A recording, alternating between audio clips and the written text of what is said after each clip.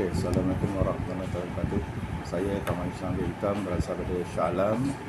Di sini saya menceritakan tentang isteri saya yang mengalami CKD, iaitu sakit buah pinggang.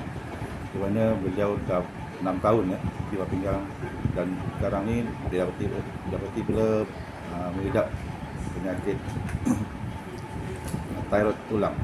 Di mana thyroid tulang tu terlalu mahal harga ubatnya, dan saya sendiri pun dah telah beli untuk membantu isteri saya, dan harga ubat itu adalah hampir 4,000. So, saya pun beli. So, sekarang ni makan ubat tu tak nampak kesan apa-apa, dan saya dikenalkan dengan Nutrika ni, dan saya mencuba Nutrika lebih 2 minggu, nampak kesan daripada makan Nutrika ni. So, saya amat berbangga dengan produk ni. So, saya harap di luar sana dapat mencuba produk Nutrika ni supaya dapat membantu kesihatan kita, lebih-lebih lagi yang ada berusia seperti saya ni.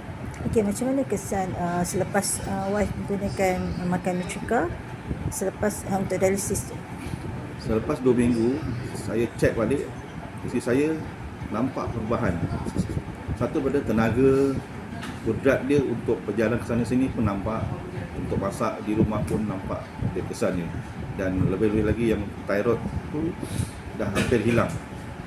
So bila saya teruskan lagi, sekarang ni dah lebih pada 2 bulan, thyroid tu sendiri dah tak ada lagi.